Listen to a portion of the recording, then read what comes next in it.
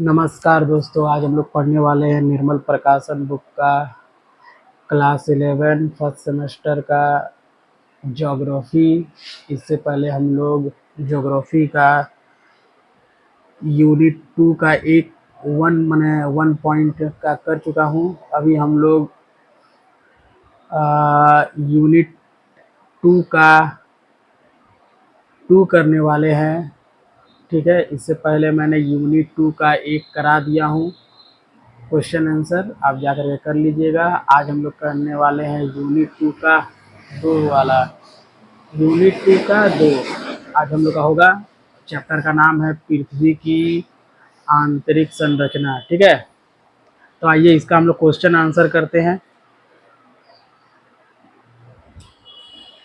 तो इसका question answer आज हम लोग करेंगे। ठीक है, तो चलिए हम लोग स्टार्ट करते हैं इसका क्वेश्चन आंसर।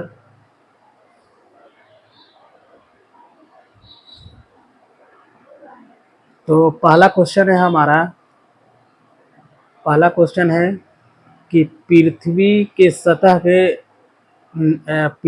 सतह से नीचे गहराई पर जाने पर तापक्रम में वृद्धि दर है। अगर पृथ्वी के सतह के नीचे हम लोग जाते हैं तो तापमान में वृद्धि होता है। तो याद रखिएगा कि 50 डिग्री सेंटीग्रेड प्रति किलोमीटर जाने पर तापमान में वृद्धि होता है। ठीक है, यहाँ पे 5 डिग्री दिया हुआ है, ये गलत है, ये 50 होगा। ठीक है, यहाँ 50 लिखा हुआ है। 50 डिग्री सेंटीग्रेड पे जाने पर तापमान में वृद्धि होता है। ठीक है, तो ऑप्शन ए हमारा सही हो जाएगा। क्वेश्चन नंबर 2 है हमारा कि संपूर्ण पृथ्वी का औसत कितना होता है। तो संपूर्ण पृथ्वी का औसत 5.5 होता है। ठीक है, ऑप्शन सी हमारा आंसर सही हो जाएगा। ठीक है, क्वेश्चन नंबर 3 का है कि अवसादी चट्टान से निर्मित पृथ्वी के ऊपरी बाह्य आवरण का घनत्व होता है। तो ऑप्शन नंबर डी हो जाएगा, 2.7 होता है। ठीक है, उसके बाद देखिए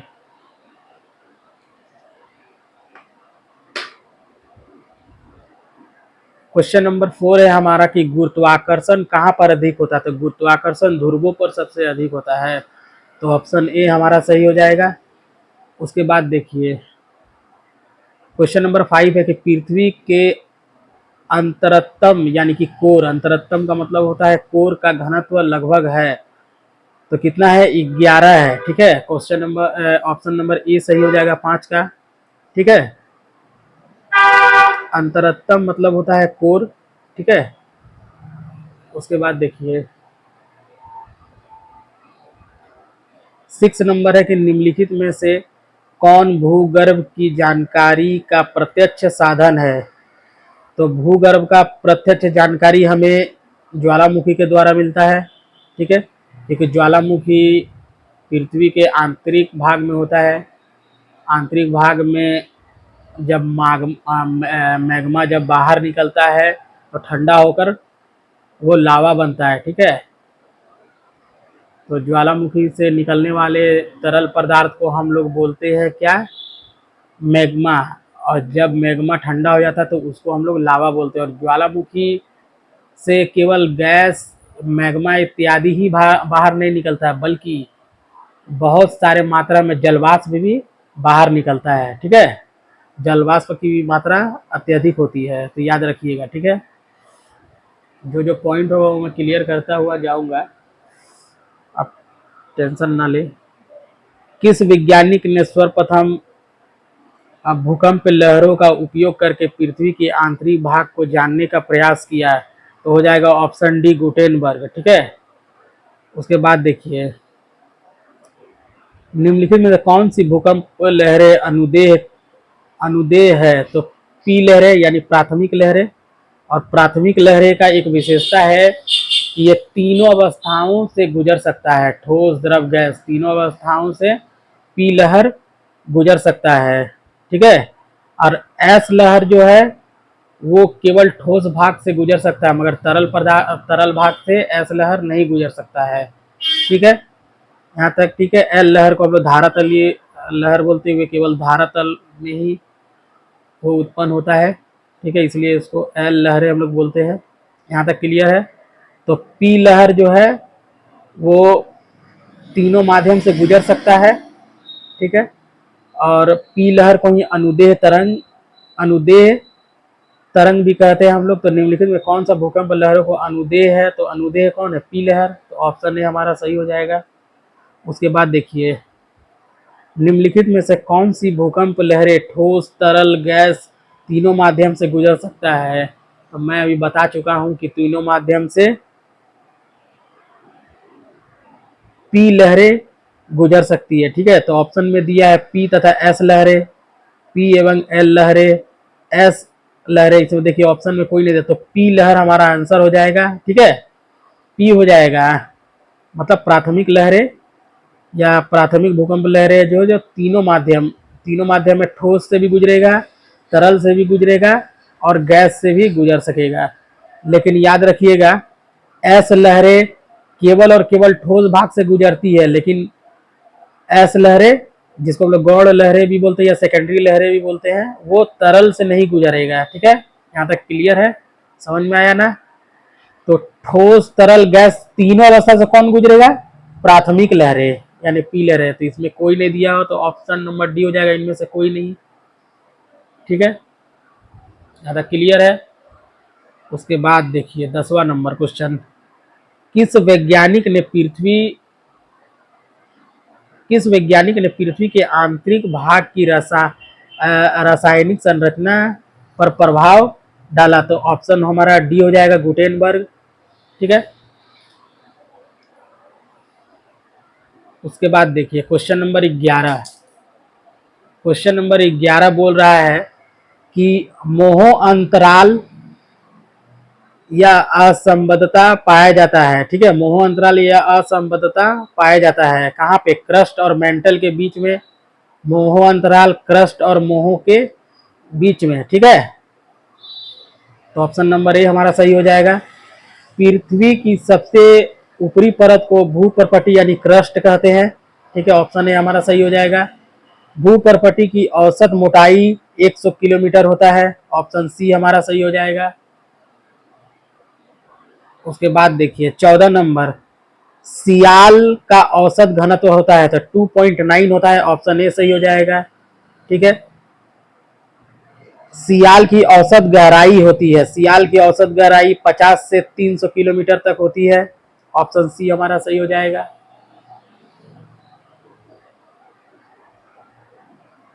सीमा का औसत घनत्व होता है, सीमा का औसत घनत्व 2.9 से 4.7 होता है, ठीक है।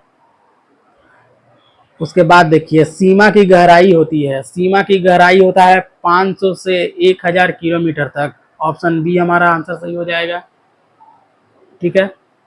उसके बाद 18 नंबर में है, नीफे का औसत घनत्व होता है, नीफे का औसत घनत्व 11 होता है, ऑप्शन डी हमारा सही हो जाएगा। उसके बाद देखिए नीफे का व्यास कितना होता है? तो 6880 किलोमीटर होता है, 19 का ए सही हो जाएगा। नीफे का व्यास कितना होता है? तो 6880 किलोमीटर तक होता है, ठीक है।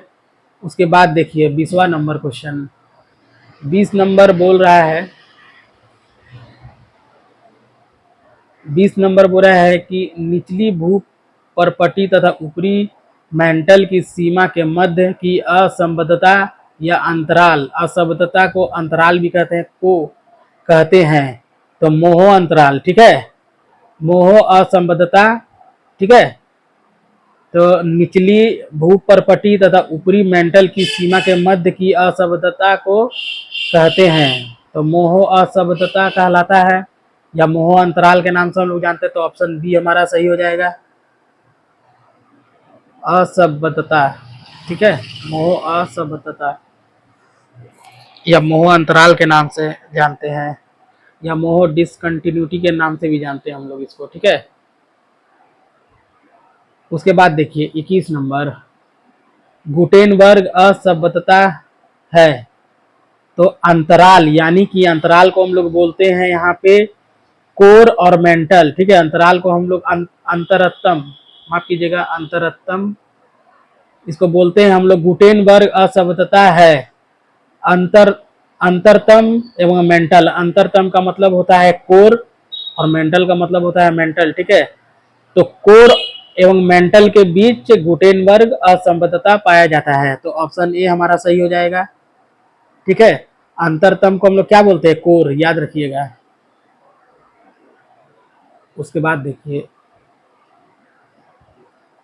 वाह्य केंद्र मंडल का विस्तार है, तो 2900 किलोमीटर से लेकर के 5150 किलोमीटर की गहराई तक वाह्य केंद्र मंडल पाया जाता है। ऑप्शन बी हमारा सही हो जाएगा। अब देखिए 23 नंबर, अंत केंद्र मंडल का विस्तार है 5150 किलोमीटर की गहराई से पृथ्वी के केंद्र तक, ठीक है। तो ऑप्शन सी हमारा सही हो जाएगा, 23 का ऑप्शन सी सही है, ठीक है। यहाँ तक क्लियर है। अब देखिए हम लोग बी नंबर, सही वाक्य का चयन कीजिए, इसको हम लोग अभी करने वाले हैं। तो देखिए, पृथ्वी के केंद्र मंडल का घनत्व सर्वाधिक है, क्यों है? क्योंकि इसका निर्माण अधिक घनत्व वाले भारी धात्विक पदार्थ से हुआ है, तो इसका आंसर हो जाएगा ऑप्शन बी, ठीक है। क्योंकि इसका निर्माण अधिक घनत्व वाले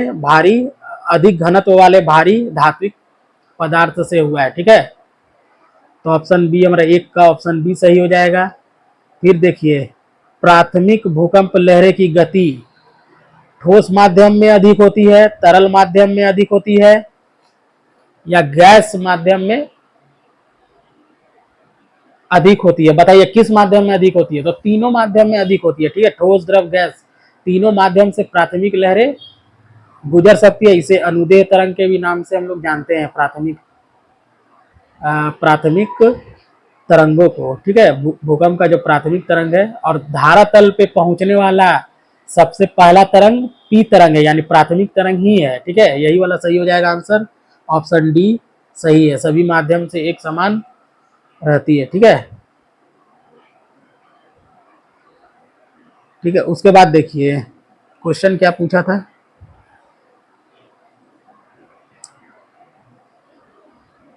हाँ, प्राथमिक लहरों की गति मतलब तीनों में समान होता है, ठीक है।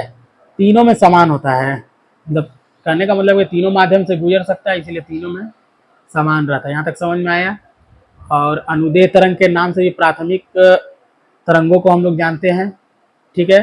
धारातल में पहुंचने वाला पहला भूकंप तरंग है प्राथमिक तरंग, ठीक है। उसके बाद आता है गौड़। गौड़ भूकंप लहरें, घबराइएगा मत। गौड़ का मतलब होता है सेकेंडरी, या इसको हम लोग बोलते हैं मतलब सेकेंडरी भूकंप लहरें, ठीक है। ठीक है, इसको हम लोग इंग्लिश में हम लोग एस भूकंप तरंग के नाम से हम लोग जानते हैं। अब गौड़, गौड़ का मतलब होता है दूसरा, ठीक है। तो भूकंप तरंग मैंने एस की बात कर रहा है, यानी सेकेंडरी भूकंप लहरें की बात हो रहा है। गौड़ का मतलब होता है सेकेंडरी, गौड़ का मतलब सेकेंडरी होता है, दूसरा होता है, ठीक है। उसके बाद देखिए, तो गौड़ भूकंप तरंग के बारे में हम बता चुके हैं कि ये केवल और केवल ठोस माध्यम से गुजर सकता है, तरल में ये नहीं गुजरता है, ठीक है। तो देखिए इसके बारे में भी बताना, ठोस माध्यम से होकर नहीं गुजर सकता है, ये गलत है। ये ठोस माध्यम से होकर गुजरता है। गैस माध्यम से होकर नहीं गुजर सकता है, या देखिए तरल माध्यम से होकर नहीं गुजर सकता है। तो तरल माध्यम से होकर ये नहीं गुजर सकता है, ठीक है। तरल माध्यम से ये नहीं गुजर सकता है, तो ऑप्शन सी हमारा सही हो जाएगा।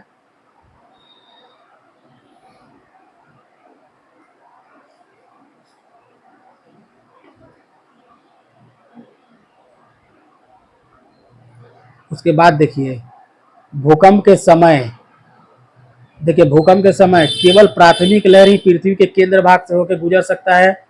केवल गौड़ लहरें ही पृथ्वी के केंद्र भाग से होकर के गुजर सकती है। गौड़ एवं धारातर लहरें दोनों ही पृथ्वी के केंद्र भाग से होकर गुजर सकते हैं। केवल धारातलीय लहरें पृथ्वी के केंद्र भाग से होकर गुजर सकते हैं, तो ऑप्शन ए हमारा सही हो जाएगा। केवल प्राथमिक लहरें ही पृथ्वी के केंद्र भाग से होकर गुजर सकते हैं, और सबसे पहले केंद्र में आने वाला या केंद्र में पहुंचने वाला जो भूकंप लहर है वह प्राथमिक लहर है। ठीक है,